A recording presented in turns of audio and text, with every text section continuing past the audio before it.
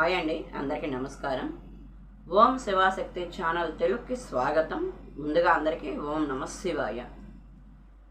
42 రోజులు శివాలయ దర్శనం మన తలరాతను మారుస్తుందంటే మీరు నమ్ముతారా? నిజమండి.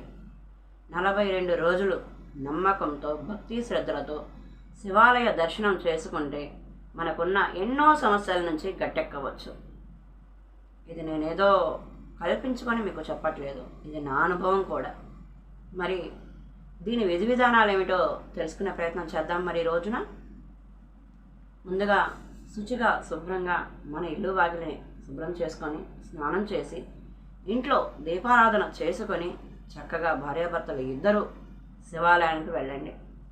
కుదరలేదు అనుకుంటే భర్త ఏదన్నా ఉద్యోగరీత్యా బయటకు వెళ్తున్నప్పుడు కనీసం ఒక్క 5 నిమిషాలు శివయ్య దర్శనం చేసుకొని శివుని ఎదుట కూర్చొని ధ్యానం చేసుకోండి. మీరు ఏం చెప్పుకోవద్దు, మనసులోని ఆవేదన ధ్యానం చేసుకొని మీకు 5 నిమిషాలు ఉందో 10 నిమిషాలు ఉందో మీ వీలుని బట్టి కూర్చొని బయలుదేరి వెళ్ళండి. మీ ఉద్యోగరీత్యా ఏ పనికి వెళ్తే ఆ పనికి. లేదు మా భర్తకు కుదరదండి, నేనే వెళ్ళాలి, మరి ఏం చేయమంటారు? మీరు ఇద్దరిని కలిసే వెళ్ళమంటున్నారు కదా అని మీరు అనుకుంటే దానికి కూడా ఒక చిన్న పరిష్కారం ఉందండి. అందరికీ కుదరదు, పొద్దున్నే 7ంటికి వెళ్ళే వాళ్ళు కూడా పనికి ఉంటారు.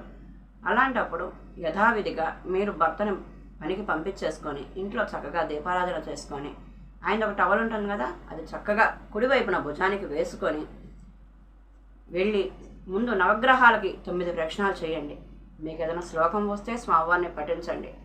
లేదు అంటే ఆదిత్యాయ చ సోమాయ చ మంగళాయ చ బుధాయ చ గురు శుక్ర శనిభ్యచే రాహువే కేతువే నమః ఇలా 9 సార్లు ప్రదక్షిణాలు చేస్తూ నవగ్రహాలని పఠించుకుంటూ చక్కగా 9 ప్రదక్షిణాలు అయిపోయాక కాళ్ళేమి కడుక్కోవద్దండి, సందేహపడద్దు. ఇక్కడ చక్కగా శివయ్య దగ్గరికి వెళ్ళి ఆయన్ని కూడా ఓం నమశివాయ అనుకుంటూ 3 ప్రదక్షిణాలు చేయండి. 3 ప్రదక్షిణాలు చేసి చక్కగా ఆలయ ప్రాంగణంలో శివుని ఎదుటుగా కూర్చొని భక్తితో 2 చేతులు జోడించి, నేను మళ్ళీ చెప్తున్నాను, మనసులో ఆవేదన ఏది స్వామివారికి చెప్పద్దు.